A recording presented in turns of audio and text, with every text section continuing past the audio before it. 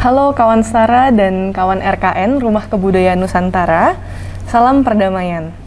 Selamat Tahun Baru Imlek untuk teman-teman yang merayakan. Sinian Kuaila. Teman-teman menyambut Imlek tahun ini, kita akan ngobrol santai seputar Imlek, Tionghoa dan hubungan antar umat beragama, juga peran Buddha dalam perdamaian. Nah, dengan narasumber kita yang spesial di sini ada Pak Suhadi Senjaya. Terima kasih Bapak untuk kehadirannya. Pak Suhadi adalah Ketua Umum Parisada Buddha Dharma Nichiren Shoshu Indonesia (NSI) dan Rektor Sekolah Tinggi Agama Buddha Samanta Badra. Beliau adalah anggota tim penyusun dari Perwakilan Buddha untuk penyusunan buku moderasi beragama yang diterbitkan 2019 oleh Kementerian Agama. Beliau juga adalah anggota tim perumus Perwakilan Buddha dalam penyusunan peraturan bersama Menteri Agama dan Menteri Dalam Negeri nomor 9 dan nomor 8 2006 tentang pedoman pelaksanaan tugas kepala daerah atau wakil kepala daerah dalam pemeliharaan kerukunan umat beragama, pemberdayaan forum kerukunan umat beragama, dan pendirian rumah ibadah. Atas kontribusinya dalam penyusunan PBM 2 Menteri tersebut, beliau menerima penghargaan Satya Lencana Wirakarya dari Presiden Susilo Bambang Yudhoyono pada tahun 2008. Beliau juga merupakan perwakilan umat Buddha Indonesia dalam pencarian fakta penyebab konflik di Rakhine, Myanmar, bersama Duta Besar Indonesia untuk Myanmar dan tokoh-tokoh Islam.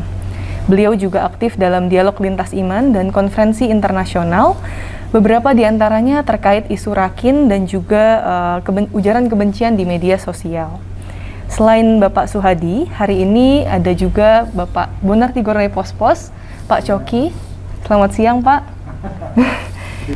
Seperti biasa. Ya, beliau adalah Wakil Ketua Setara Institut. Dan saya sendiri, Syara Anggreni Buntara, peneliti kebebasan beragama berkeyakinan Setara Institut yang akan memoderatori sesi hari ini. Nah, terkait Imlek, ada beberapa pandangan yang berbeda. Ada yang beranggapan Imlek ini adalah hari raya keagamaan, dikaitkan dengan misalnya ajaran Konghucu atau Tridharma. Jadi 3 ajaran yang dianggap jadi satu kesatuan yang harmonis, yaitu Taoisme, Buddhisme, dan Konghucu. Tetapi ada juga yang menganggap ini sebagai budaya. Pak, bagaimana pandangan Pak Suhadi terkait ini? Iya. Terima kasih. Kemudian juga untuk saudara-saudara saya, selamat Tahun Baru Imlek. Semoga kita semakin cinta kepada Indonesia, ya, sebagai rasa balas budi kepada tanah air, ya. Sehingga kedepannya betul-betul bangsa ini menjadi bangsa yang kuat persatuan dan kesatuannya, ya. Nah, untuk itu terima kasih saya punya kesempatan bersama-sama dengan Pak Coki, ya, tokoh muda ini, ya, muda, yang sangat serius untuk memperjuangkan satu kesatuan, ya, bagi bangsa Indonesia. Juga saya didampingi oleh moderator yang sangat lincah, ya, beberapa hari ini terus menghubungi saya. Terima kasih. Nah, jadi Imlek sendiri, ya, Im itu artinya kalau tulisan Mandarinnya itu Ying, ya, Ying Li. Li itu kalender, Im itu bulan, ya. Jadi ini kalender bulan atau lunar kalender sebetulnya itu. Atau kalau di Tiongkok sendiri sering juga disebut sebagai Nung Li. Li-nya tetap kalender, Nung-nya itu pertanian. Jadi kalender untuk pertanian. Dan ini sudah berlaku sejak di Tiongkok itu masih kerajaan-kerajaan sebelum Masehi, ya. Jadi ada beberapa kerajaan yang terus mengadakan penyesuaian kalender ini. Tapi intinya dia berpatokan kepada 4 musim. Ya, musim semi, Chun, Xia musim panas, ya. Qiu musim gugur, ya, musim gugur. Tung itu musim dingin atau musim salju. Sehingga kalender ini sangat akurat dalam kaitannya dengan perhitungan untuk pertanian. Sehingga setiap tanggal 1 Imlek itu menjadi tanggal pertama daripada berlangsungnya kalender untuk pertanian. Pada hari itu tanggal 1 itu mulai bertanam sebetulnya para petani di Tiongkok. Nah, kemudian perkembangan ini kira-kira latar belakangnya seperti itu, ya. Dan di Tiongkok sendiri tentunya Hari Raya Imlek ini menjadi sebuah hari raya yang dirayakan oleh seluruh rakyatnya. Ya, kayak Lebaran di sinilah, ya, pada mudik apa segala macam. Ya. Nah, kemudian itu kira-kira sekilas latar belakangnya. Nah, kemudian di Indonesia sendiri ya pasang surut lah. Ya, sejak saya masih kecil saya sudah tahu Imlek. Saya sekarang umurnya udah 70. Ya, saya lahir tahun 52. Ya. Nah, kemudian pernah satu waktu ketika zaman Soekarno, wah, semarak Imlek tuh. Ya, kemudian ketika zaman Pak Harto sempat kira-kira 36 tahun. Ya, Imleknya tidak dihapus sih. Ya. Dan juga di dalam konsiderannya masih disebutkan tetap mempertimbangkan kebebasan beragama dan lain sebagainya, berbudaya dan lain sebagainya. Tapi Imlek diharapkan hanya dirayakan secara keluarga saja. Ya. Kemudian Kyonghi-nya gini aja, jangan begini kira-kira gitu. Iya, maksudnya gitu. Ya. Nggak begini, bukan begini. Kan supaya nggak kelihatan gitu. Ya. Nah, itu berlangsung 36 tahun. Ada pemikiran mungkin dari Pak Harto waktu itu selaku presiden, ya, yang saya kira juga patut kita hormati. Ya, biar gimana pun beliau adalah presiden waktu itu. Menginginkan supaya orang keturunan Tionghoa di sini itu bisa lepas daripada afinitas kultur terhadap negara leluhurnya gitu. Ya, maka itu diupayakan semacam usaha untuk asimilasi. Itu asimilasi. Maka itu ganti nama, ya. Makanya saya jadi Suhadi. Dulu saya Chu, nama saya Yensen. Ya, Yen itu sumber, Sen itu makmur. Jadi saya sumber kemakmuran sebetulnya. Tapi jadi Suhadi. Karena pikir-pikir waktu cari-cari nama apa gitu. Bikin WNI juga susah waktu itu. Ya. Nah, oleh karena itu, tapi setelah 36 tahun ternyata itu namanya orang berbudaya itu sudah melekat. Ya. Jadi ya nggak hilang-hilang, nggak terhapus gitu. Malah yang lebih melekat itu budayanya itu adalah orang-orang keturunan Tionghoa yang di pinggir-pinggir kota seperti di Parung, di Ciseeng itu mereka lebih daripada saya yang di kota. Saya masih turunan pertama, mama saya masih dari Tiongkok, papa dari Tiongkok. Tapi yang di Ciseeng udah puluhan turunan. Oh, mereka kalau kawin masih pakai kain merah dan lain sebagainya.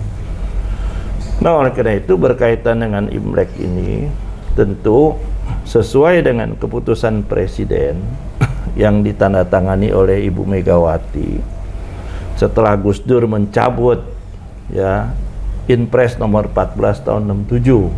Waktu itu Pak Harto mengeluarkan Inpres tahun 67 nomor 14 bahwa dibatasi, ya, masalah yang kaitannya dengan adat istiadat, ya, untuk memutuskan afinitas kultural untuk itu. Oleh Gus Dur itu dicabut, oleh Ibu Megawati diresmikan Imlek sebagai hari raya nasional. Jadi di dalam keputusan presiden nomor 19 yang ditandatangani oleh Ibu Megawati itu Imlek disebutkan secara jelas sebagai hari raya bagi adat istiadat orang-orang keturunan, waktu itu masih disebut Cina. Ya, karena belum keluar kepresnya daripada Pak SBY yang menyatakan sebutannya harus dirubah, bukan lagi Cina tapi Tionghoa. Jadi yang dirayakan oleh orang keturunan Cina di seluruh Nusantara. Jadi Imlek itu hari raya nasional bagi orang keturunan Tionghoa di Indonesia. Saya kira itu ya, sehingga sebetulnya bukan hari raya lain, tapi hari raya untuk orang keturunan Tionghoa. Jadi ya. bukan hari raya keagamaan? Bukan. Jadi orang keturunan Tionghoa ada yang beragama Buddha, ada yang mungkin juga beragama Kristen, ada yang beragama Katolik, ya mungkin juga ada yang udah jadi mualaf, gitu. Tapi karena keturunan Tionghoa masih merayakan hari raya Imlek bersama dengan keluarganya, dengan teman-temannya. Saya kira seperti itu. Tapi tentunya ketika hari raya Imlek ini kemudian kalau disyukuri dengan agama yang diyakini kan bagus juga. Maka itu di gereja Katolik ada misa Imlek. Saya kira itu kan bagus. Ya, saya besok jam 10 pagi mimpin doa bersama untuk hari raya Imlek. Seperti itu. Ya. Di vihara saya. Online seluruh Indonesia. Khusus agama Buddha. Agama Buddha Nichiren Shosu Indonesia NSI. Di vihara-vihara lain juga saya kira dilakukan itu, ya. Terus kemudian bagi umat Konghucu sendiri, ya, yang merasakan ini juga adalah hari lahirnya Nabi Konghucu, ya, saya kira juga nggak ada masalah juga kan, karena bertepatan pas harinya sama, ya. Tapi ini adalah hari raya Imlek, ya, berdasarkan kalender tadi. Kemudian di dalam keputusan presidennya itu ini adalah hari raya bagi orang-orang keturunan Cina yang merupakan perayaan adat istiadat. Ya, jadi saya kira budaya yang mempersatukan keturunan Tionghoa ya, terlepas dari agama apapun. Ya, saya kira itu. Apakah ada, kalau ini disebut budaya, berarti ketika Imlek dirayakan di Indonesia mungkin ada penyesuaian dengan budaya Indonesia, Pak? Apa ada perbedaan perayaan Imlek di Tiongkok dengan di Indonesia? Ya, saya kira kalau di Tiongkok sendiri itu murni sebagai satu perayaan daripada adat istiadat, ya. Kemudian mereka juga, maka itu disebutkan hari raya Imlek, mereka juga menyebutnya Chun Jie. Chun itu semi. Jie itu perayaan musim semi atau perayaan memasuki musim semi. Tanggal 1 bulan pertama menurut kalender Imlek itu adalah hari pertama memasuki musim semi. Gitu. Ya, bedanya di sana ada 4 musim, di sini tidak ada 4 musim, hanya ada 2 musim. Kemudian ya kalau menurut saya lebih istimewa di Indonesia, karena di Indonesia ini luar biasa sebetulnya bangsa ini, ya. Sangat sayang kepada rakyatnya,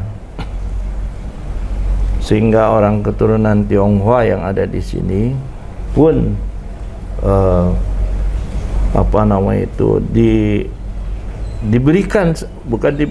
dianugerahkan sebetulnya, ya, satu hari raya sesuai dengan adat istiadat dan tradisinya. Ya, saya kira itu keistimewaannya. Kemudian kalau mengenai akulturasi, saya kira dari dulu itu, ya, dari zamannya orang keturunan Tionghoa masuk sini kan udah berabad-abad. Ya, dari cara bertaninya itu juga ada akulturasi, dari cara berdagangnya. Maka itu dulu kan namanya kongsi. Kongsi. ya, Nah, kongsi itu adalah apa istilah orang Hokkien. Oke, kongsi. Perusahaan kongsi. Iya, itu kongsi. Ya, cara dagangnya orang-orang keturunan Tionghoa. Makanan, ada tahu, ada bakso. Tuh. Iya. Terus kalau Imlek ada apa lontong cap gome. Itu aku Kue yang kalau kue keranjang. Ya. Itu akulturasi. Ya. Kemudian saya kira dalam kaitannya dengan ini, sekarang kita harus berpikir ke depan. Ya, sekarang dunia ini udah nggak ada jarak sebetulnya. Semua udah terbuka. Maka itu Indonesia pun harus mengarah kepada sebuah sikap. Kita harus menjadi bangsa dunia. Bangsa dunia. Kalau udah bangsa dunia, artinya itu semua orang yang ada di dunia ini saudara kita. betul.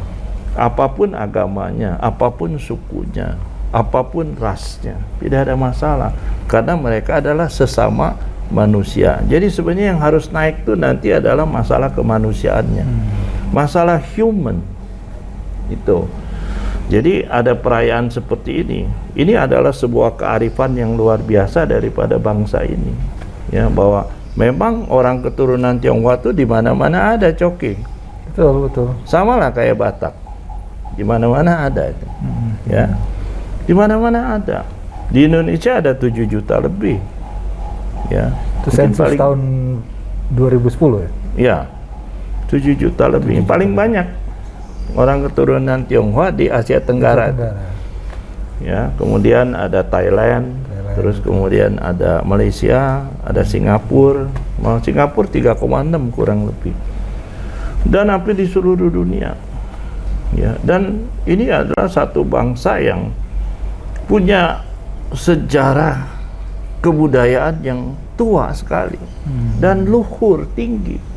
Bangsa kita juga besar, tinggi kebudayaannya bangsa Indonesia juga. Kalau ini bisa jadi satu, ya, ini menjadi penguatan sebetulnya. Jadi sebuah penguatan. Nah, sebaliknya tentu orang keturunan Tionghoa yang sekarang sudah Indonesia ini juga harus semakin berpijak di tanah air ini. Semakin berpijak dan juga harus semakin cinta, ya, karena di dalam, kalau saya seorang Buddhis, ya, Buddha selalu mengatakan ada 3 budi besar coki yang harus kita betul-betul tidak lupa kepada itu. Satu itu budi daripada ayah dan ibu. Jadi seorang Buddhis itu kalau lupa kepada budi ibunya terutama, kemudian ayahnya, wah, dia agak diragukan kalau dia disebut manusia itu. Ya, kedua, budi daripada tanah air, budi daripada pemerintah. Tuh. Ya, kalau nggak ada pemerintah nggak ada kita. Ya, sekarang juga Pak Jokowi luar biasa bekerja keras itu. Ya, sampai sekarang kita juga mulai merasakan semakin ada perbaikan, semakin ada ketenangan karena mulai hukum itu ditegakkan dan lain sebagainya. Kemudian satu lagi itu adalah budi dari Triratna. Triratna itu Buddha, Dharma, dan Sangha. Jadi 3 budi ini, satu diantaranya adalah budi tanah air, budi pemerintah. Saya kira itu. Baik, mungkin pertanyaan terakhir dari saya sebelum tanggapan ke Pak Coki ya Pak. Tadi Bapak menyampaikan bahwa kita semua, baik itu umat Tionghoa di Indonesia, harus cinta sama tanah air. Sekarang kita lihat ada banyak politisi-politisi Tionghoa yang berkarya untuk Indonesia. Itu tentu suatu progres yang besar ya dibandingkan dengan zaman dulu didiskriminasi. Nah, bagaimana pandangan Bapak terkait inklusi sosial bagi orang-orang Tionghoa di Indonesia? Dan kalau itu memang membaik, apa kira-kira faktor yang mendorong perbaikan itu? Ya, saya kira ini yang paling penting itu adalah cara berpikirnya ya. Cara mindsetnya ini. Apakah dia mau keturunan Tionghoa kek? Apakah dia mau turunan Arab kek? Apakah dia mau turunan India kek? Ya, turunan Pakistan kek? Dia sudah Indonesia. Tuh. Dia punya hak yang sama. Jadi sebetulnya di situ kita itu sebetulnya udah jadi ketika dia itu masuk di partai politik atau masuk sebagai wakilnya rakyat dan lain sebagainya, dia adalah representasi. Ya, dia adalah representasi. Asal usulnya apakah dia keturunan ini, keturunan itu dan lain sebagainya, mestinya itu jangan dipermasalahkan lagi ke depannya itu. Ya. Nah, terus kemudian asal usulnya dia itu keturunan Tionghoa, keturunan Arab, keturunan India. Masing-masing keturunan ada nilai positifnya. Ya. Turunan Arab juga ada nilai positifnya. Turunan India juga ada nilai positifnya. Ya, turunan Tionghoa juga kalau diukur dari makanan, tiga-tiganya enak-enak makanannya. Makanan Arab juga enak-enak, saya suka itu. Ya. Makanan India, wah rempah-rempahnya luar biasa itu. Betul. Ketika saya ke Sri Lanka, wah luar biasa. Masakan Tionghoa, wah itu betul-betul perpaduan antara im dan yang seimbang. Ini mengayakkan Indonesia sebetulnya, mengayakkan Indonesia. Saya kira justru cara berpikir dulu itu terus masih ini turunan ini, turunan itu. Dia udah Indonesia, mau turunan apa lagi gitu. Nah, terus permasalahannya juga harus dapat perlakuan yang adil. Ya, adil ini gimana? Ya biar dia turunan apapun kalau salah tetap harus dihukum. Biar turunan apapun kalau dia berjasa untuk tanah air harus dia dipuji, harus dia dijunjung, harus dia dihormati, sama seperti itu. Ya, saya kira seperti ini pola pikirnya. Baru kita itu nanti akan masuk ke 4.0, 5.0, akan menjadi warga dunia. Saya kira itu mungkin ya. Saya tidak mau lagi mempermasalahkan. Yang udah lewat juga udah.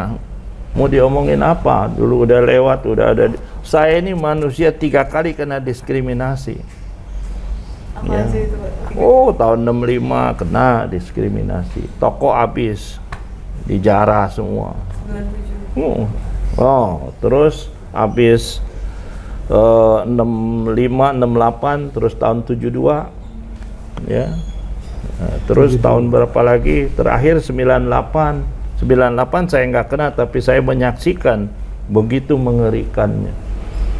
Dan itu ingat, itu bukan perbuatan daripada kelompok agama dan nggak ada kaitan sama agama mestinya itu. Itu yang harus dituntaskan, Coki. Nggak ada agama yang ngajarin kayak begitu. Cuma orang yang memperalat agama, nah ini yang mesti diwaspadai oleh komunitas-komunitas agama. Tuh, maka itu harus masuk moderasi beragama itu. Umat beragama harus betul-betul paham dan meyakini agama yang diyakininya itu. Harus betul-betul paham gitu.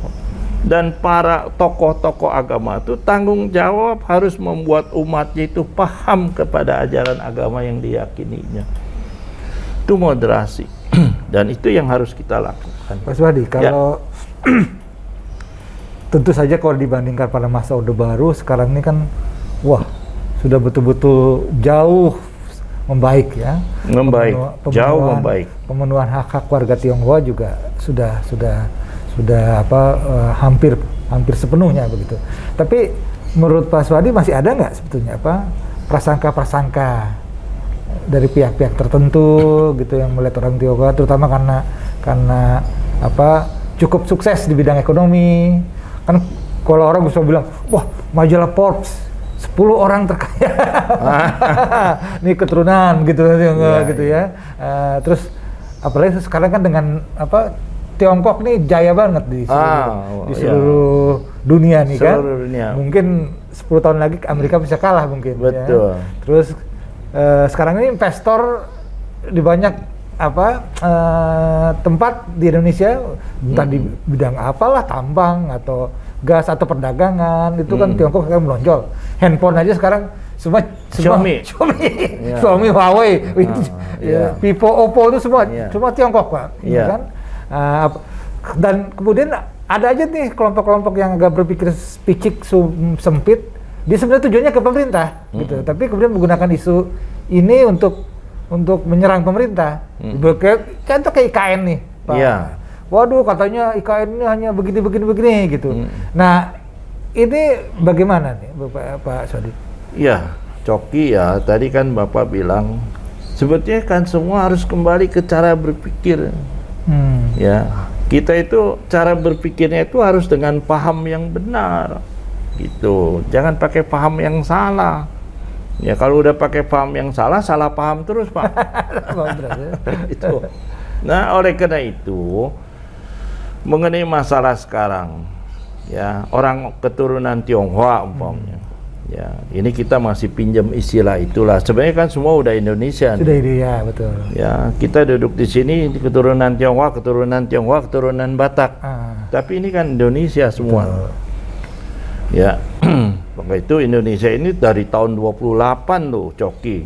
Itu sudah bertekad malah bersumpah. Ya, bahwa kita ini satu bangsa, satu bahasa dan satu tanah air. Itu dari dulu udah, tapi kita banyaknya itu sebenarnya kalau di kalangan rakyat banyak ya, sebetulnya pemikirannya itu tulus-tulus aja. Mereka sudah merasakan kita sebagai sesama saudara, sebangsa. Tapi ada yang menunggangi orang-orang yang agak pinter nih, pinter ya. Agak pinter ini kemudian mencari peluang-peluang itu. Ya, untuk menimbulkan, menyulut emosi daripada orang-orang tertentu. Tuh Cina kaya-kaya lu. Dan kenapa kalau dia kaya? Kalau dia untuk Indonesia kenapa? Kan nggak ada masalah. Boleh aja dong. Ya, kalau dia bisa sukses Coki. Kalau Coki juga jadi pengusaha sukses, kenapa tidak? Ya, itu yang punya Bank Mega juga kan bukan Tionghoa. Siapa namanya itu? Tanjung. Yang punya TV. Tanjung. Itu kalau nggak salah orang Padang. Ya. Padang Batak. Padang Batak. Ya, sukses. Saya ikut bangga. Ya, dia juga bisa ikut membangun ini, bisa membangun itu. Kalau dia sukses di dalam bidang ekonomi dan itu untuk Indonesia, kenapa tidak? Ada Arab, turunan Arab di sini sukses ekonominya. Kemudian dia untuk Indonesia, kenapa tidak, Coki? Ya, ada turunan Sunda, turunan Padang, turunan Batak sukses ekonominya asal untuk Indonesia. Tapi ketika dia berkhianat untuk Indonesia, biar bukan keturunan Tionghoa tapi asli, katanya asli, yang nggak asli juga susah sekarang ngebedainnya gimana sih? Asli nggak aslinya itu. Ya, semua ya kayak begitu. Tapi kalau dia berkhianat ya sama, harus ditangkap. Ya harus diadili gitu. Nah, saya kira cara berpikir seperti ini yang harus dilakukan oleh kita semua sehingga akhirnya clear ini semua. Sebenarnya nggak ada masalah apa-apa. Ya, maka itu sekarang juga yang mengisukan IKN itu kan orang-orang yang punya kepentingan. Ya, kepentingan pribadi, kepentingan kelompok gitu. Tapi ya untunglah ya. Ada hal yang kita tidak bisa duga. Nah, ini kalau di agama itu dibilang ini kekuatan gaib namanya ini. Ya, tiba-tiba ada masalah yang tidak terduga. Pak Suhadi, kita kalau lihat Inpres Instruksi Presiden nomor 14 tahun 1967 yang dipandang oleh orang-orang ini sebagai landasan hukum. Kenapa Konghucu tidak diakui? Nah, padahal di situ tidak spesifik ya untuk bilang bahwa Konghucu itu tidak diakui, hanya disebutnya adat istiadat atau agama yang berkaitan dengan Tiongkok itu dilakukan di lingkungan rumah tangga ya, keluarga. Nah, menurut Bapak itu bagaimana bisa diinstruksikan itu merujuk ke Konghucu? Kenapa tidak merujuk juga misalnya ke Buddha yang juga ada kaitannya dengan Tiongkok walaupun Buddha lahirnya di India? Ya, memang secara eksplisit tidak disebutkan itu di dalam Inpres 14 tahun 67. Tapi penekanannya itu kepada afinitas kultural ya dari budaya leluhur. Budaya leluhur. Ya. Dan kemudian kaitannya dengan itu tentu karena Konghucu ini kan berasal dari Tiongkok. Kalau Buddha kan asalnya dari India itu. Nah, kemudian sebetulnya yang disasar itu lebih kepada afinitas kulturalnya ini. Jadi Inpres ini menginginkan ini bisa memutus karena dianggap afinitas kultural ini yang membuat orang-orang keturunan di Tionghoa yang ada di Indonesia ini ada yang tidak setia kepada negara. Mungkin bisa dijelaskan afinitas kultural tuh bagaimana, Pak? Ya, artinya afinitas kultural itu keterikatan terhadap leluhur, tinggalnya di sini tapi cintanya sama sana gitu. Jadi sebetulnya itu yang kemudian munculnya instruksi presiden waktu itu ya, dengan tujuan supaya orang-orang keturunan Tionghoa di sini itu ya kalau udah di sini ya sudah, jangan ingat lagi leluhur, ya putuskan itu. Bahkan saya kira dengan Inpres 14 itu akhirnya juga kan putus hubungan diplomatik waktu itu dengan Tiongkok, ya. Karena waktu itu secara politik juga agak naik suhunya waktu itu. Nah itu yang tadi di awal, di sesi yang pertama saya mengatakan bahwa cara berpikir kita itu juga harus melihat ini secara arif, ya, bahwa itu kan oknum saja, ya, tidak 7 juta orang keturunan Tionghoa di sini itu modelnya kayak begitu semua, ya, itu kan juga ada hukumnya. Kalau memang ternyata merugikan negara ya diproses aja secara hukum, ya, karena dia sebagai sudah warga negara, dia itu tidak kebal hukum lagi, ya. Artinya apa? Sebagai warga negara dia juga harus dapat perlindungan, gitu. Tapi sebagai warga negara kalau dia melanggar hukum dia juga harus dihukum, gitu. Seperti itu sebenarnya pola pikirnya. Nah, waktu itu mungkin cara berpikirnya tidak ke sana, ya. Nah, sehingga diambil langkah bahwa ini harus dibatasi afinitas kulturnya. Saya ambil contoh. Ya, kita juga punya saudara-saudara di Suriname, Pak. Oh iya. Itu orang-orang Jawa. Di sana mereka masih main gamelan. Ya, pada lebaran-lebaran tertentu mereka juga pulang. Ada yang jadi menteri, Ya, ada yang jadi menteri di sana. Mereka juga masih ingat kampung halamannya. Itu manusiawi. Ya, di dalam salah satu sutra di agama Buddha itu, Buddha Nichiren menjelaskan itu yang namanya serigala coki, ya, tidak pernah bisa lupa lubang di mana dia dilahirkan. Ketika dia mau meninggal pasti dia pulang ke situ. Seperti itu. Jadi ini adalah manusiawi. Jadi hal-hal yang pasti akan terjadi kepada siapapun. Jadi setelah Inpres itu keluar, kemudian ditindaklanjuti. Ya, ada bukan keputusan Surat Edaran Menteri Dalam Negeri nomor 477 tahun 78. Nah, di situ agama Konghucu hilang. Itu yang melandasi kenapa diinterpretasikan. Saya kira begitu mungkin.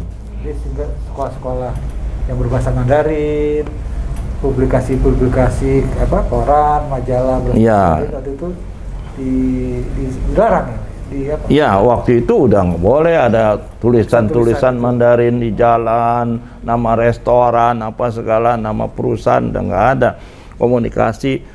Kemudian sekolah-sekolah Tionghoa waktu itu semua ditutup. Ya, waktu itu politiknya itu adalah asimilasi. Supaya orang keturunan Tionghoa ini akhirnya lebur menjadi satu gitu. Tapi sekarang ini kan pola kita kembali ke arah mosaik. Tuh, ya nggak apa-apa lah bangsa ini macam-macam warna, tapi jadi indah. Gitu. Ini pola pikir untuk kebangsaannya. Kalau dulu maunya jadi satu warna. Betul. Asimilasi, udah satu warna aja. Warna kita semua merah putih aja. Gitu. Ya, nah, oleh karena itu dengan adanya nomor 477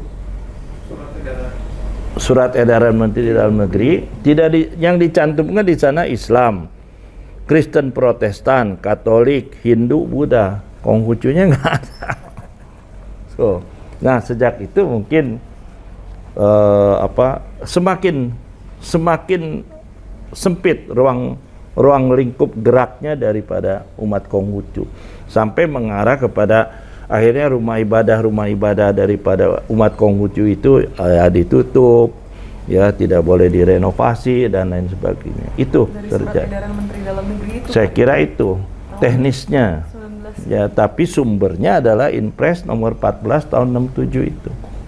Oke, berarti kalau begitu kita bisa memahami kenapa Buddha misalnya tetap boleh, mungkin tidak ada kaitan dengan leluhur berarti Pak ya, leluhur afinitas kultural itu saya kira lebih ke arahnya Konghucu ke ya. afinitas kultural gitu. Dan itu Konghucu kalau kultural ya, itu. karena Konghucu kan salah satu filsuf di Tiongkok. Kalau Buddha kan dianggap dari India. Iya. Dari India. Oke, baik. Saya kira ke sana arahnya. Ya, lalu Pak, kalau kita melihat di Buddha sendiri ada banyak aliran. Tapi umumnya kalau ini yang sepemahaman saya, tapi mungkin saya juga salah. Kalau sepemahaman saya, Buddha itu tidak punya konsep Tuhan pada awalnya. Nah, lalu waktu itu sempat ada di tahun 61 ya, yang Kementerian Agama ini membuat unsur-unsur syarat agama gitu. Harus punya kitab suci, Tuhan yang Maha Esa, harus punya nabi. Lalu kalau tidak salah beberapa aliran Buddha itu mereformulasi ajarannya sehingga mengakui adanya Tuhan. Nah, kalau kita melihat sejarah yang seperti itu tentu bertentangan dengan kebebasan beragama berkeyakinan nih, sehingga Buddha ini jadi perlu mereformulasi untuk diakui sebagai agama. Bagaimana pandangan Bapak terkait hal ini? Ya, sebetulnya dalam kaitannya dengan agama ya. Jadi agama ini, semua agama itu muncul ya. Ya, kita sebutlah dari agama Islam, Kristen, Protestan, Katolik, Hindu, Buddha, Konghucu. Semua agama ini muncul ya untuk mengatasi masalah. Ya, untuk menyelesaikan masalah sebetulnya. Itu. Kenapa? Karena sebelum agama ini muncul banyak masalah. Banyak masalah. Di India juga banyak masalah soal soal kasta dan lain sebagainya. Ya, di Timur Tengah juga banyak masalah, maka itu ada muncul Islam, ada muncul Kristen dan lain sebagainya. Di Tiongkok juga begitu sama. Ya, maka itu muncul filsuf-filsuf yang penuh dengan kearifan ya, untuk membimbing masyarakatnya itu supaya punya cara berpikir yang baik, cara berpikir yang benar. Nah, begitu juga sebetulnya negara ini. Dari dulu udah punya Pancasila. Dari dulu. Ya. Ketuhanan yang Maha Esa itu sila pertama. Tuh. Jadi dari dulu juga kita sudah nyebutnya itu ketuhanan yang Maha Esa. Tuh. Jadi sebetulnya menurut saya tidak ada reformulasi, tidak ada. Dari dulu agama Buddha itu punya konsep ketuhanan. Jadi satu agama itu ya, satu dia harus punya konsep ketuhanan, kedua dia harus punya kitab suci, ketiga paling tidak dia itu punya konsep afterlife, Coki. Setelah meninggal apa?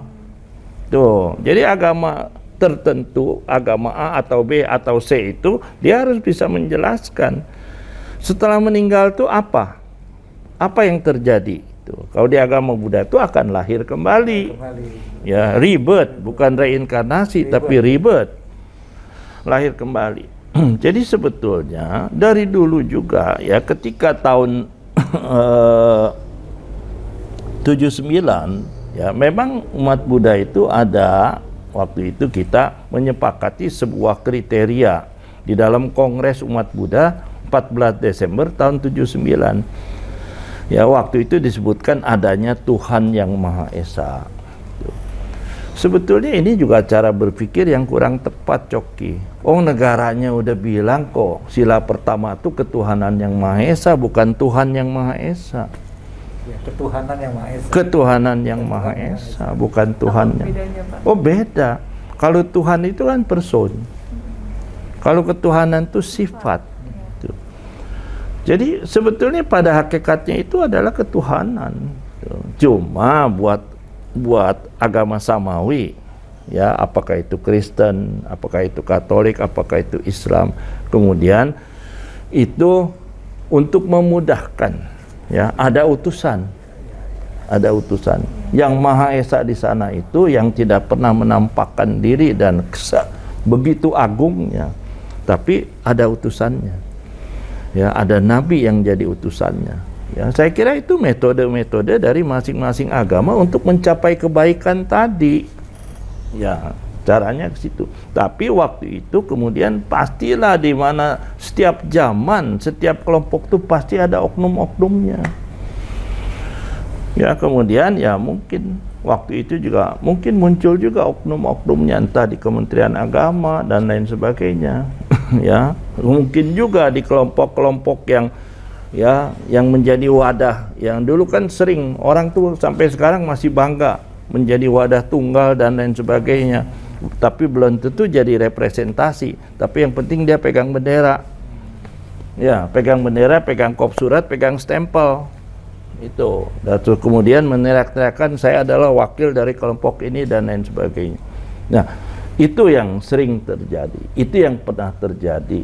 Sehingga dengan demikian, ya waktu itu umat Buddha juga mesti ikut-ikutan adanya Tuhan yang Maha Esa. Nggak berani pakai nama adanya ketuhanan yang Maha Esa, karena waktu itu mungkin ada tekanan harus ada Tuhan gitu. Jadi dari dulu umat Buddha konsep ketuhanannya itu adalah sesuatu yang maha, sesuatu yang maha gaib, Maha Esa gitu. Maha Esa itu ya seperti itu. Jadi umat Buddha itu sebenarnya agama Buddha dari dulu juga punya konsep ketuhanan. Konsep ketuhanan agama Buddha itu apa? Trikaya yang ekakaya, ekakaya yang trikaya. Kristen ada Trinitas, seperti itu. Ada trikaya. Trikaya bisa dijelaskan sedikit trikaya. Trikaya itu tri itu 3, kaya itu badan. 3 badan adalah 1 badan. 1 badan adalah 3 badan. Kalau Coki tanya kepada saya, Pak Suhadi jiwanya yang mana? Kalau agama Buddha bilang kalau jiwa di dalam agama Buddha itu bukan roh. Jadi kalau saya meninggal itu tidak ada sesuatu yang keluar dari badan saya. Enggak. Tapi yang namanya jiwa saya itu adalah ini dari ujung rambut Coki sampai ujung kaki. Ini jiwa saya. Terdiri dari 3 badan. 1 badan yang kelihatan. Ini namanya nirmanakaya. Terus badan yang tidak kelihatan. Nah ini nih, kita punya Sera nih lagi berpikir terus. Ini nanya apa lagi nih selanjutnya? Itu namanya yang Sambhogakaya, yang tidak nampak, tidak kelihatan, tapi ada dia. Ya, terus perasaan Sera, ya, kadang-kadang bisa senang, kadang-kadang bisa tersinggung, kadang-kadang bisa marah. Ada nggak itu? Ada, tapi mana? Kasih lihat ke saya, warnanya apa? Nggak kelihatan. Itu namanya Sambhogakaya, sunyata. Ada tapi tidak kelihatan, sunyata. Ada tapi tidak kelihatan. Kemudian satu lagi itu adalah yang merupakan hakikat, hakiki. Itu adalah dharmakaya. Dharmakaya ini adalah energi yang mengikat, yang nirmanakaya dan sambhogakaya. Jadilah saya hidup. Satu. Ya, jadi 1 ini. 3 jadi 1. 1 jadi 3. Yang 1 ini sebenarnya 3. Nah, ketika meninggal ini lepas lagi nih Sera. Ini lepas lagi Coki. Ya, yang badan fisik ini terdiri dari 5 unsur, tanah, air, api, angin, ruang. Ini kembali lagi. Yang air kembali ke air, yang tanah kembali ke tanah. Yang udara kembali lagi ke pabrik oksigen. Ya, seperti itu. Ya, nah kemudian yang Sambhogakaya tadi, pikiran dan lain sebagainya akan menyatu. Ya, dengan getaran-getaran yang ada di alam semesta. Ini mikrokosmos, ini makrokosmos. Kira-kira begitu, Coki. Ketuhanan dan Tuhan memang beda. Tapi jadi menarik dari Pak Ya. Suhadi ya. Jadi penting sebetulnya bagi apa, anak-anak remaja kita di sekolah-sekolah itu belajar tentang semua agama supaya kita bisa lebih ya bagian dari moderasi beragama gitu. Iya. Jadi dia bukannya kulitnya saja tapi setidaknya tahu lah filosofi di balik agama ini, agama ini. Sehingga tidak ada salah pahaman. Tapi paling tidak sebetulnya itu yang paling pokok itu adalah umat yang bersangkutan. Umpamanya saya sebagai Buddhis, saya harus jadi Buddhis yang terbaik. Betul. Jadi saya jangan cuma di KTP agama Buddha, tapi nggak ngerti apa-apa tentang Buddha. Tuh, umpamanya yang Kristen dia harus betul-betul jadi anak Tuhan yang paling bagus, paling baik. Dia harus betul-betul taat. Yang mesti ke gereja, Yang Muslim betul-betul harus jadi Muslim yang terbaik, paham betul-betul apa yang diajarkan oleh nabinya dan lain sebagainya. Seorang Buddha yang baik, seorang penganut Buddha yang baik, dia tentu akan lebih bisa memahami ajaran agama lain. Dengan sendirinya. Juga akan mengambil betul, ini saya setuju. Karena semua agama itu tidak ada yang mengajarkan permusuhan, Coki. Tidak ada. Jadi kalau dia betul-betul bisa memahami ajarannya yang diyakininya, dia akan baik kepada orang lain. Pasti, karena itulah sumber untuk membuat dia itu bisa masuk surga. Kalau konsepnya Coki. Kalau buat konsepnya orang Buddha, akan membuat saya itu bisa mencapai kesadaran Buddha. Kuncinya apa? Syaratnya apa? Harus membuat kebaikan. Tuh, makanya kemarin saya dengar siapa Yusuf Hamka itu bicara ya di YouTube. Dia bilang tuh bagi dia sebagai seorang mualaf, ya, dia harus punya tekad, saya harus cari uang sebanyak-banyaknya. Kenapa? Saya harus bisa merasakan saya akan hidup 1000 tahun lagi. Tapi saya juga akan bertekad untuk membuat kebaikan sebanyak-banyaknya. Karena hari ini saya akan meninggal. Begitu. Nah, satu lagi Coki, ya, yang saya kira itu mestinya umat beragama itu selalu berpikir ya bahwa apa yang dia jalankan seperti tadi itu tentang konsep ketuhanan dan lain sebagainya, ngukurnya gimana sih? Agama Kristen kan di dunia, hampir seluruh dunia ada, ya, apalagi yang diragukan, ya. Agama Islam di seluruh dunia ada, jangan main-main. Islam tuh di Tiongkok aja ada, di Xinjiang itu puluhan juta itu. Di Uighur. Uighur. Saya pernah ke sana. Saya pengen lihat. Sana ada masjid, cuma di sana namanya Qingzhen Ce.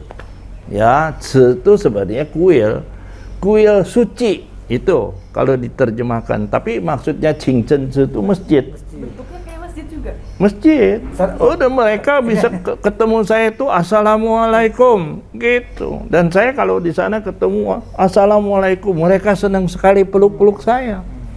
Semua pakai kopiah putih seperti itu. Jadi begitu juga lihat Buddha, ya. Wah, ini Buddha nih agama bukan. Oh, di negara-negara hampir seluruh dunia ada Buddha. Ada, betul. Dan itu agama dari dulu, ada historisnya, ada kitab sucinya dan lain sebagainya. Maka itu Kementerian Agama juga posisinya sekarang jelas. Dia itu adalah pembina teknis sebetulnya. Jadi Kementerian Agama itu bukan nyampuri urusan ajaran daripada masing-masing intern. Salah itu. Yang mengatur lalu lintasnya supaya umat Kristen beribadah lancar, umat Katolik lancar, umat Buddha lancar, Islam lancar, semua seperti itu Kementerian Agama. Dan dia punya dua konsep, Dharma Agama, Dharma Negara. Untuk Dharma Agama itu urusan internal masing-masing. Yang diurusin sama Kementerian Agama itu untuk urusan Dharma Negara. Bagaimana wujud umat Buddha, ya khususnya Bapak dari NSI, Nichiren Shoshu Indonesia, turut merawat perdamaian dan pluralisme di Indonesia? Ya, saya kira saya tetap konsisten ya pada sebetulnya sebelum saya itu ketemu dengan agama Buddha, ya, saya juga adalah orang yang pasti hidupnya harus berpikir. Ya, orang punya pikiran itu kan sebuah sarana untuk dia bisa memikirkan langkah-langkah mempertahankan hidup dia. Tapi dulu cara berpikir saya itu bersumber dari apa aja yang saya tahu. Tuh. Sehingga dengan demikian, ya, belum tentu itu merupakan sesuatu yang terbaik.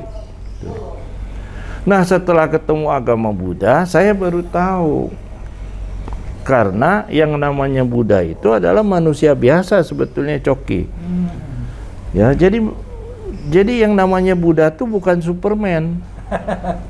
Ya, dia manusia biasa sama seperti saya. Maka itu saya ada harapan bisa jadi Buddha juga. Waduh, kalau beliau Superman, saya udah nggak ada harapan lah. No hope. Oh, dia Superman. Ya udah, saya jadi penghamba aja lah. Tolonglah Buddha gitu. Padahal agama Buddha itu mengajarkan supaya Anda mengembalikan, ya, kekuatan hakiki yang ada pada diri kita. Nah, oleh karena itu, karena Buddha adalah seorang manusia yang sudah mencapai kesadaran, artinya dia itu sudah mencapai tingkat kesempurnaan.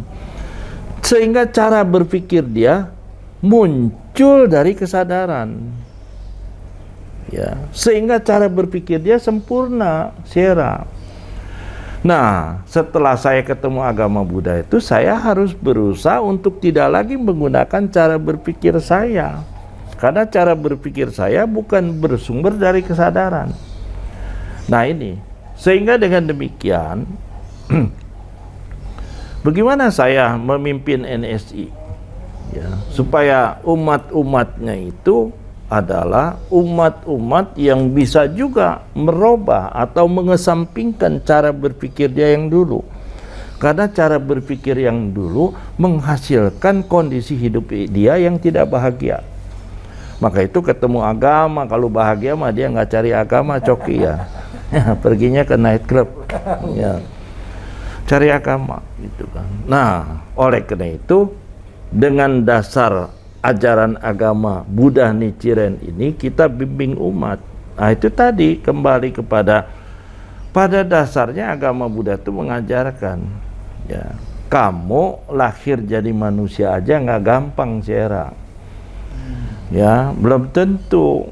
Jadi hasil kita itu bisa lahir menjadi manusia itu pertapaannya panjang, bikin kebaikannya banyak. Bisa lahir sebagai manusia, ini aja udah terima kasih. Nah, untuk itu setelah lahir sebagai manusia, kamu tuh menjadi makhluk yang paling tinggi, ya, derajatnya. Maka itu kamu sebagai manusia yang paling tinggi derajatnya juga harus sesuai, ya, dengan perilaku kamu. Maka itu kalau manusia yang derajatnya tinggi, dia itu tidak hanya bahagia sendiri, tapi kebahagiaan dia sendiri itu merupakan hasil dia membahagiakan orang lain. Ya, jadi dia bukan minta-minta kebahagiaan beragama itu, supaya agama yang kasih dia kebahagiaan. Agama hanya menunjukkan jalan. Maka itu Buddha selalu bilang, I am only show the way. Saya hanya menunjukkan jalan. Yang harus jalan siapa? Ya kamulah, Suhadi. Kau harus jalan sendiri. Tuh, saya menunjukkan jalannya. Kalau kamu mengikuti jalan ini, pasti kamu sampai ke daratan kebahagiaan. Nah, umat itu dibimbing supaya punya cara berpikir yang benar. Terus tahu, paham, paling tidak punya 3 budi yang besar. Budi ayah ibu, budi tanah air, dan budi triratna. Itu yang harus dijalankan. Itu yang membuat umat kita itu bisa hidup. Ya, maka itu saya udah hampir nggak pernah pakai istilah toleransi. Menurut saya, Coki, toleransi itu tidak cukup. Toleransi itu masih punya jarak. Aku lebih besar daripada kau. Oh, besar kau ya. Tapi saya lebih tinggi lah, Coki. Karena saya lebih tinggi, oke lah, saya kasih toleransi sama kamu ya. Tapi sepanjang saya masih senang sama kamu, ya. Kalau kamu tidak baik-baik sama saya cabut toleransinya. Itu toleransi. Ada jarak, ada limitnya.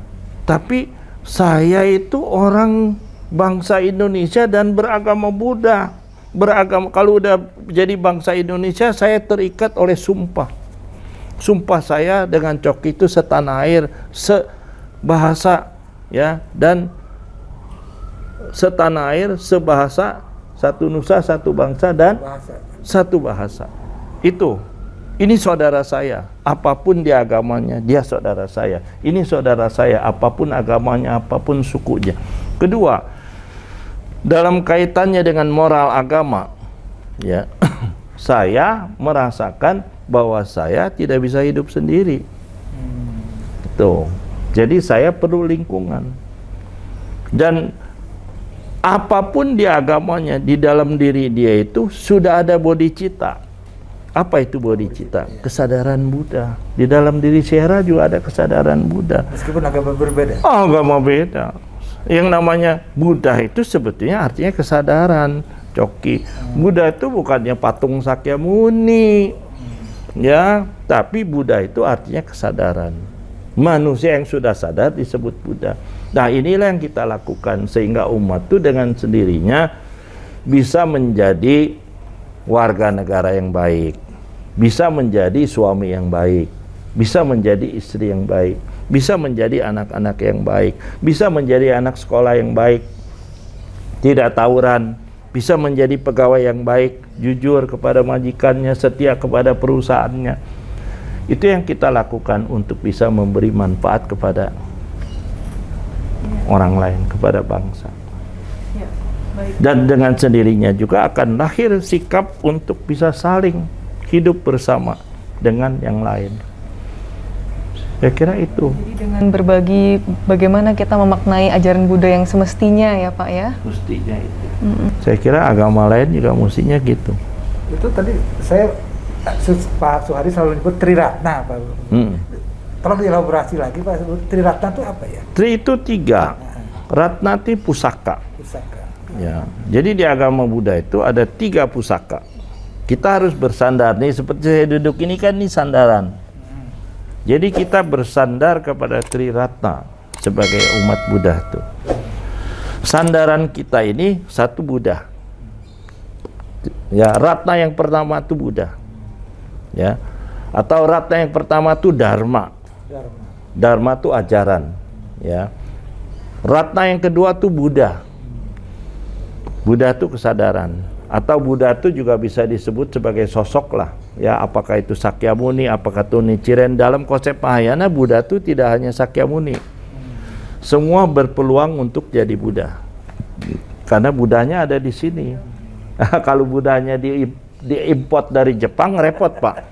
Ya tergantung saya baik nggak sama orang Jepang gitu kan. Kalau nggak baik saya yang bisa nggak dikasih tuh kesadaran Buddhanya.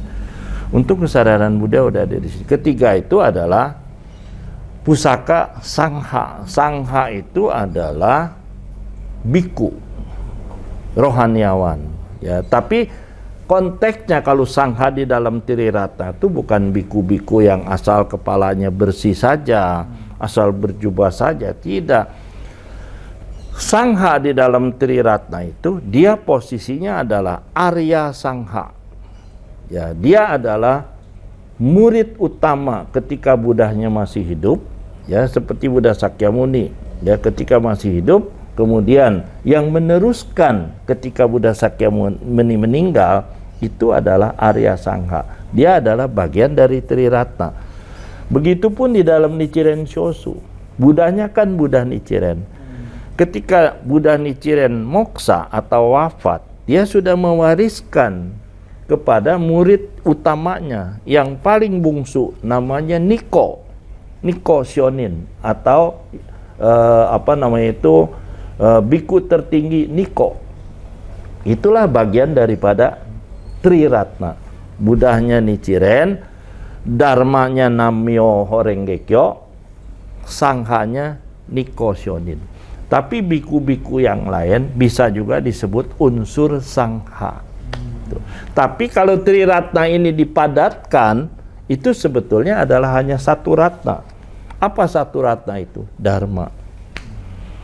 Dharma ini sudah mencakup semuanya. Makanya selalu orang katakan inti ajaran Buddha itu adalah dharma. Dharma intinya. Sebab dharma tidak akan hilang. Buddha bisa meninggal.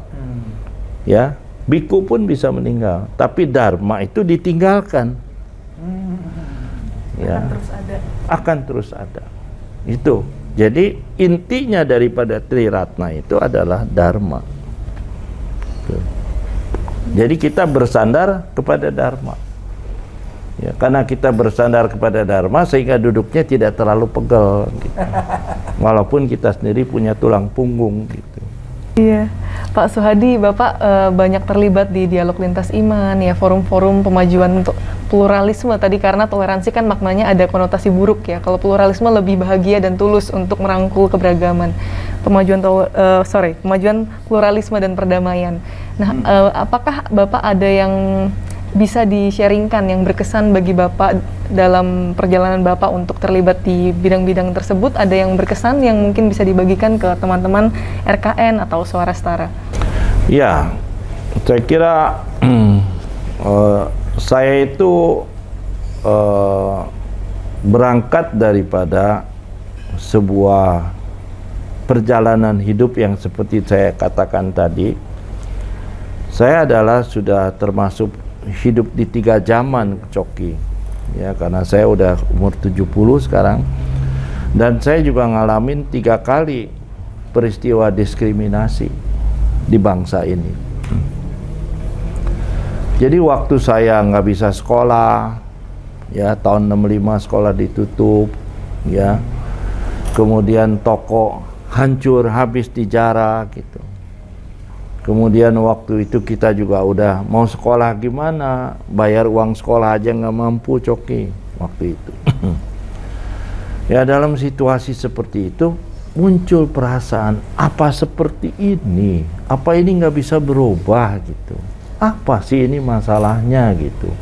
Dan waktu itu Suhadi yang masih kecil tuh berpikir gitu, saya salah apa, Coki, gitu. Waktu itu berpikir, saya salah apa sebetulnya?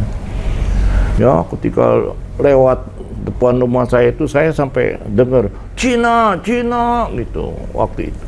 Ya, wow, pintu itu duar pecah. Itu ibu saya masih berani keluar. Kenapa? Dia tahu tas dia masih di luar. Karena dia mati-matian cari duit gitu. Dulu waktu saya masih kecil tuh mama saya dagang pisang goreng apa segala macam seperti itu. Nah, oleh karena itu ini yang menjadi mungkin turut mewarnai ya, sehingga saya merasakan bahwa sebetulnya di Indonesia adalah sebuah negara yang sangat agamis. Sangat agamis. Maka itu nggak ada di dunia manapun, di negara manapun di dunia ini ya, yang penduduknya itu kartu identitasnya itu dicantumkan agamanya.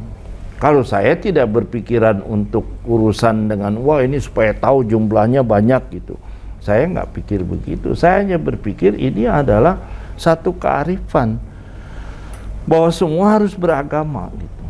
Nah, oleh karena itu saya lihat sebetulnya agama itu semua ngajarkan baik gitu. Ya, kenapa kok bisa kayak begini? Malah mereka teriak-teriak, kadang-kadang mereka meneriak-teriakan apa yel-yel agama ketika membakar mobil, membakar toko dan lain sebagainya. Apa ada kaitan ini sama agama? Mestinya tidak ada. Nah, itu yang mendorong saya. Akhirnya itu saya bergerak ketika ada masalah Rohingya. Saya juga berangkat dengan almarhum Slamet Effendi Yusuf waktu itu. Ya, sama-sama berangkat ke sana melihat. Waktu itu memang yang diisukan tuh ada biku waktu itu tuh, ya, membuat apa tindakan-tindakan diskriminasi dan tindakan-tindakan keji kepada umat Islam di Myanmar. Saya lihat apa iya kalau betul ada seperti itu, saya umat Buddha, saya akan maju ke depan. Saya akan bilang sama biku itu, kau buka sajalah jubah kau ini. Ya, dan saya belikan wig untuk kamu. Ya, kenapa kamu seperti itu? Gitu kira-kira. Tapi setelah kita ke sana, saya ngobrol sama Pak Dubes dan lain sebagainya. Itu tidak merupakan representasi daripada umat Buddha Myanmar. Tidak, umat Buddha di sana baik-baik. Umat Buddha di sana duduk sama-sama dengan umat Islam satu meja waktu itu. Ketika kita merayakan 60 tahun agama Islam masuk ke Myanmar. Berarti kelompok tertentu ya Pak ya? Itu oknum. Itu oknum. Itu yang ngaku-ngaku biku. Pakai jubah biku, kemudian rambutnya klimis. Ya, nah, saya kira di kelompok manapun ada yang model-model kayak begitu.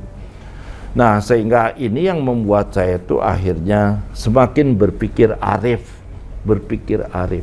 Sebetulnya, maka pernah saya sama-sama dengan Pak Mahfud MD, ya, ketika di media Indonesia itu kita diskusi, dan saya selalu mengatakan bahwa yang namanya agama itu menyelesaikan masalah. Sebetulnya tidak ada agama yang membuat masalah. Maka itu ketika ada kerusuhan atau ada teroris, nggak ada kaitan sama agama. Apa hubungannya agama dengan teroris? Tidak ada. Teroris adalah kejahatan, titik. Teroris itu kriminal, itu urusannya sama polisi. Tuh, nggak ada urusannya sama agama, karena agama tidak mengajarkan umatnya untuk jadi teroris. Tuh. Nah, saya kira ini yang menjadi sebuah langkah-langkah, sehingga dengan demikian saya juga akhirnya karena niat ini mungkin Syera, ya, kalau menurut agama Buddha itu ada hal-hal yang tidak bisa kita jangkau, itulah ketuhanan, itulah yang maha, itulah yang gaib. Sehingga tahu-taunya saya juga diajak jadi tim perumus untuk peraturan bersama. Saya sekolah pun. Kemudian sekarang saya jadi rektor Sekolah Tinggi Agama Buddha. Padahal saya SMA pun saya tidak punya ijazah. karena kasus apa? Kemudian saya meneruskan. Setelah itu saya masuk ke SMP Katolik. Terus masuk ke SMA Regina Pacis di Bogor. Saya anak Regina Pacis. Ya, saya sekolahnya nggak jelek-jelek amat, Syera. Tapi saya nggak mampu bayar uang sekolah, sehingga saya tidak ambil rapot saya, dan saya tidak sekolah 6 bulan waktu itu ya, 6 bulan. Terus kemudian pas mau ujian, teman-teman saya pada datang ke rumah, ayo ikut ujian. Ujiannya lulus tapi rapotnya kosong, sehingga saya dinyatakan tidak lulus. Jadi ini saya kira semua itu harus berangkat daripada niat yang tulus, ya, bahwa sebetulnya itu pada hakikatnya semua umat itu baik, semua umat manusia itu baik. Tuh, maka itu sama seperti sikapnya Buddha Sakyamuni. Buddha Sakyamuni itu Syera, ya, sepanjang hidupnya dia itu punya satu apa yang namanya bukan ponakan tapi adik sepupu, saudara sepupu, namanya Devadatta. Itu terus bersaing dari kecil tuh. Sampai ketika Buddha Sakyamuni sudah mencapai kesadaran Buddha, Devadatta itu bersekongkol dengan raja yang namanya Ajatasatru. Terus berusaha untuk mencelakai Sakyamuni Buddha dengan macam-macam cara. Ada melepaskan gajah mabok, ada kemudian melepaskan seorang perempuan, kemudian perutnya seperti orang hamil, dia bilang tuh dikerjain sama Sakyamuni. Ya, ada fitnah-fitnah seperti itu. Nah, kemudian apa yang dilakukan oleh Sakyamuni? Sakyamuni tidak pernah dendam kepada Devadatta. Malah Sakyamuni merasakan Devadatta ini yang membuat saya semakin luhur kesadarannya, semakin tinggi. Tanpa Devadatta, saya tidak mungkin jadi Sakyamuni hari ini. Begitupun Buddha Nichiren, sama. Sepanjang hidupnya terus ditekan oleh penguasa waktu itu. Tapi gara-gara ada shogun-shogun yang seperti itu, membuat Nichiren itu tambah tinggi ulas aslinya. Sama yang membuat saya itu, dan saya merasakan ada hari ini Indonesia itu karena ada perjalanan, ya, yang membuat bangsa ini tambah arif, tambah dewasa. Saya kira ada kemajuan. Itu hasil dari mana? Hasil daripada bangsa ini semakin dewasa. Ya, sekarang juga harus dilihat, ya, dunia ini apa? Ya memang bukan, mana ada sih di IKN tuh jadi tempat tinggalnya pegawai tentara-tentara Tiongkok. Ya Pak, mungkin dari saya terakhir tadi Bapak punya pengalaman ya langsung ke Myanmar, ya diskusi langsung dengan ya biksu-biksu yang tadi oknum sebenarnya, yang ekstremis yang memanipulasi agama Buddha itu kan. Kuncinya itu. Nah, bagaimana Pak itu saya juga setuju bahwa semua agama mengajarkan kebaikan, tapi kalau dan itu tidak berkaitan dengan agama tadi Pak, tapi beberapa orang merasa itu jadinya mungkin simpati ya. Wah, ini di sana Rohingya kawan kami yang saudara kami yang muslim diperlakukan seperti itu, lalu ada tensi-tensi tegang di Indonesia. Waktu itu apakah Bapak mungkin menyampaikan statement-statement yang mendamaikan seperti apa Pak?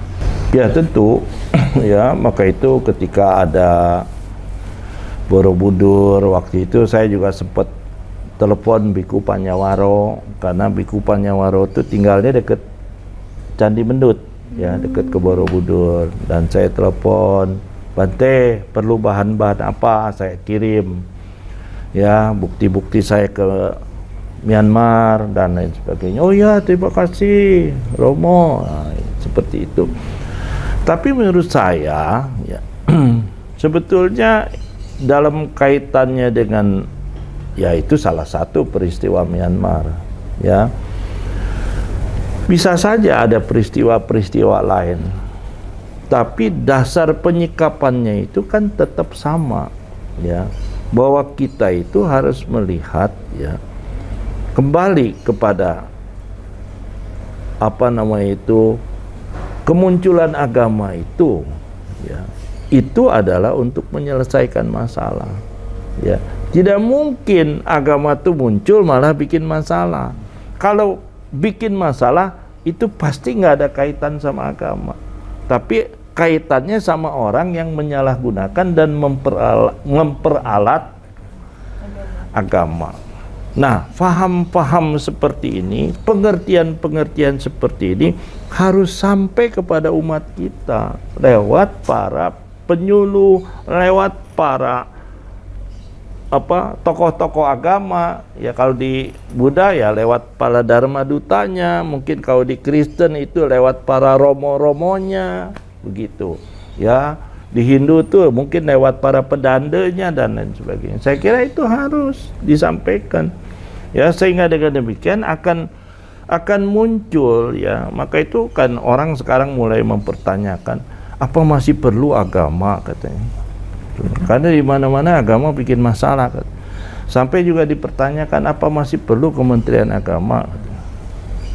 Saya katakan dengan sangat pasti, agama masih dibutuhkan dan Kementerian Agama pun mutlak masih dibutuhkan. Karena agama itu muncul untuk menyelesaikan masalah. Tapi orang tahu ini peka. Maka itu agama harus mendidik umatnya itu bukan peka ke dalam begitu ya, harus peka juga kepada orang lain begitu ya. Jadi umpamanya sekarang nih ada agama, orang lain menghina agama saya umpamanya Coki contohnya karena udah hopeng ya, saya tidak akan marah sama Coki mestinya kalau menurut ajaran. Kenapa? Coki ini jadi jodoh saya untuk membuat saya jadi makin kuat. Itu sebetulnya yang diajarkan oleh, saya kira agama apapun mengajarkan begitu. Ya, maka itu saya juga selalu menyampaikan kepada umat, itu yang namanya Buddha nggak usah dibelain. Buddhanya juga udah meninggal. Dia itu kuat. Maka itu dia ingin membimbing kita supaya sama dengan dia kuatnya. Jadi agama Buddha itu muncul untuk ngebelain kita, masa kita yang ngebelain Buddha gitu. Nah sekarang kita harus membela untuk kebahagiaan orang banyak. Saya kira itu cara pikirnya. Terima kasih Pak Swadi. Terima kasih Sierra. Pak Coki ada tanggapan Pak Iya, sebelum Pak. kita menutup sesi ini? Menarik ya dan kaya kita dengan ajaran-ajaran yang diberikan Pak Swadi. Ini satu sebelum terakhir Pak Swadi, saya ingin tahu bagaimana nih anak-anak muda Tionghoa di Indonesia dan pesan-pesan dari Pak Swadi bagi anak muda Tionghoa gitu. Ya, jadi buat kita ya, kita sudah lahir sebagai orang yang berasal dari ras atau keturunan Tionghoa. Ya, sebetulnya ya semua manusia itu bisa lahir menjadi manusia itu udah pasti menjadi makhluk yang paling istimewa ya dibandingkan dengan makhluk lain.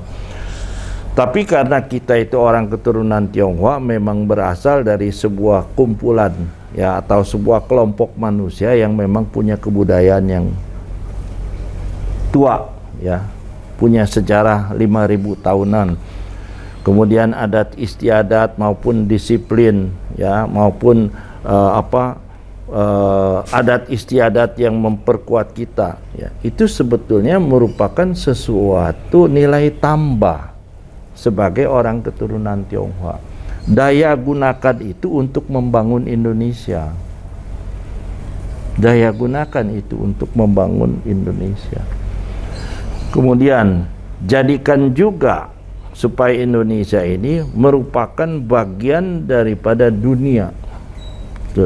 Dan kita juga bisa turut membangun dunia. Di samping membangun Indonesia juga membangun dunia. Karena itulah cita-cita daripada bangsa ini. Kita harus turut membangun dan menjaga perdamaian dunia. Nah, oleh karena itu orang keturunan Tionghoa ya sekarang harus bisa merasakan, oke, saya keturunan Tionghoa. Saya bangga dengan saya sebagai keturunan Tionghoa. Tapi saya lebih bangga lagi karena saya orang Indonesia. Saya kira itu. Betul. Ya, teman-teman semua, teman-teman RKN dan Suara Setara, terima kasih telah bergabung bersama kami. Luar biasa sekali diskusi hari ini bahwa apapun etnis dan agama kita tetap berkontribusi untuk Indonesia tercinta dan juga untuk tanah air kita ya. Nah, terima kasih Bapak Suhadi, Pak Coki, juga teman-teman semua yang setelah menyaksikan diskusi bincang-bincang santai hari ini. Jangan lupa di subscribe, di like juga videonya, nantikan video-video selanjutnya di Suara Setara dan juga biasa kita berkolaborasi dengan RKN. Sampai jumpa.